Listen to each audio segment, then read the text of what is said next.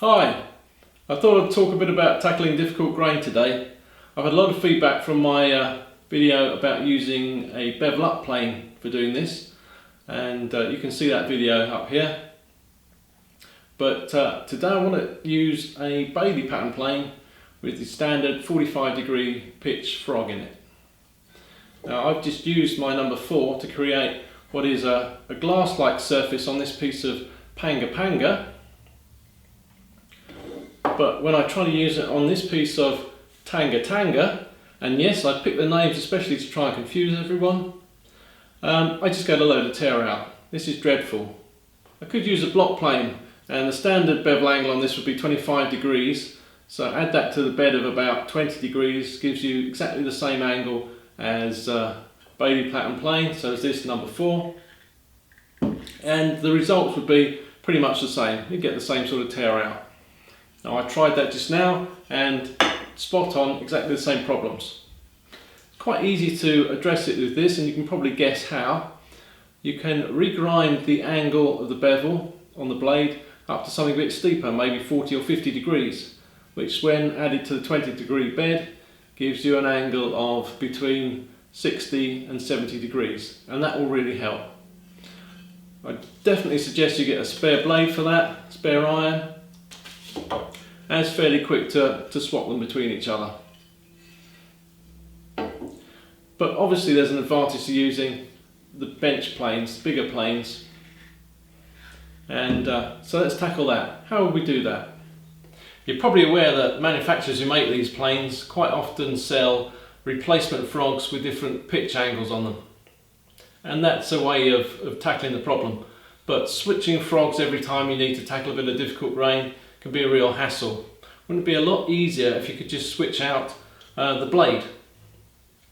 Well, there is a way, and you'll need a spare blade. I definitely suggest you also get a spare chip breaker, because just swapping the unit in one single go is a lot easier. You don't need any tools. So just how is it possible to have a set of blade and chip breaker that we can put into our standard plane and suddenly be using a 60, 70 degree angle of attack? Well, it comes down, and you can probably tell I've got some sharpening equipment here, comes down to doing some honing on the blade, and we're actually going to be honing on the back of the blade. Now when the blade is in the plane, the bevel side is down, and so this side of the back side of the plane iron is going to be at the same angle as the frog. So it's always going to be 45 degrees. But obviously if we work on this back side here and hone or grind a little angle on there, we can affect the angle of attack. And that's what we're going to be doing.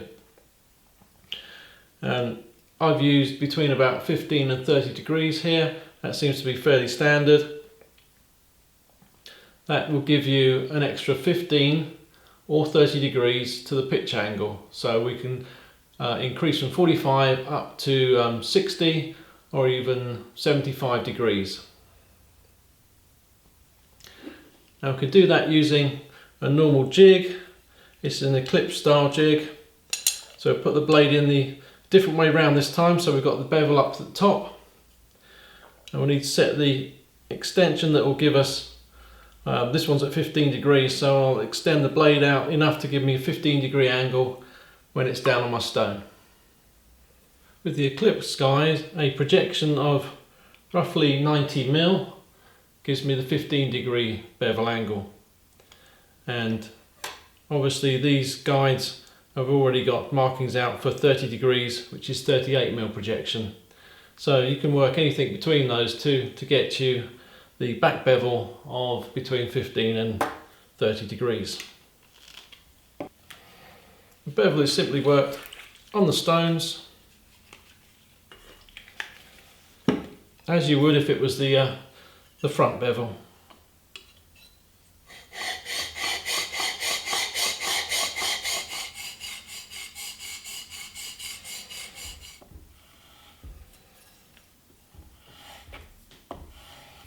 Now, even though we've added 15 degrees to the edge on this iron, it should still be prepared sharp enough so it can cut hairs off your arm.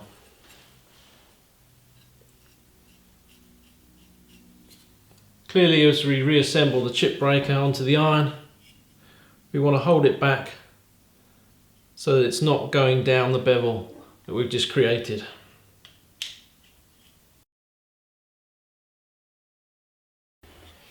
So now planing should be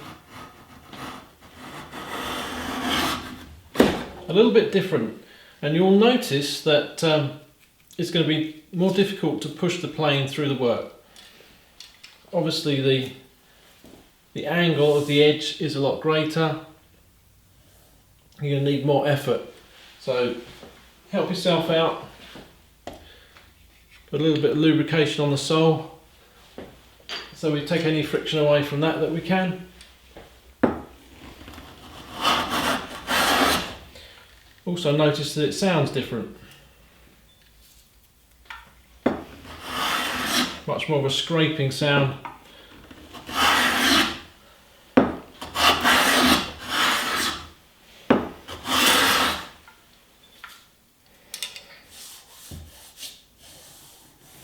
So that's a lot better than it was, but I'm going to increase that angle to 30 degrees now and see what finish we can get with that.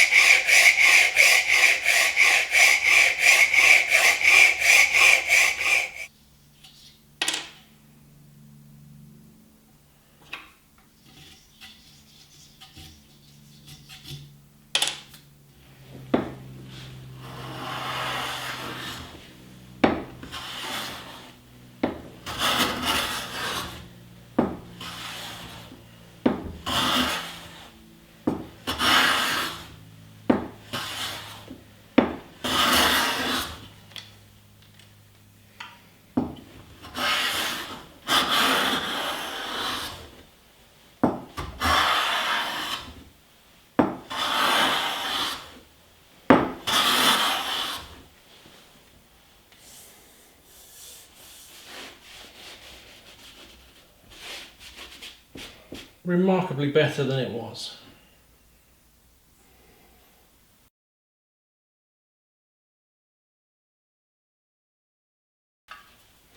This 30-degree back bevel is also the only way that I found of planing this PPU.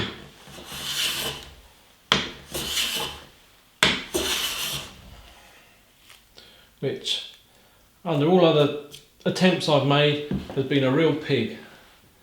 You can see over here the amount of tear out that I've had in the past.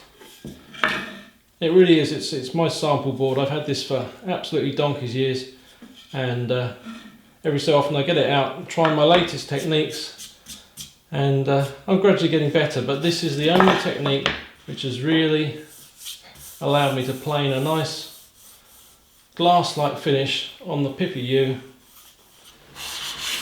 But it really is quite fantastic, the difference that this makes over attempting it with a standard pitch when it's just absolutely impossible.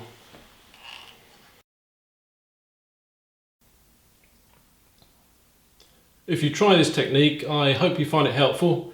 And one last tip, mark on your blades that you put a back bevel on it. Don't forget, there's a chance to win great prizes in my Toolmake 17 challenge. Thanks to Starrett, Toolnut, Evolution Power Tools, Chestnut Products, Workshop Heaven and Footprint Tools. Don't forget to like and share if you enjoyed the video. Cheerio!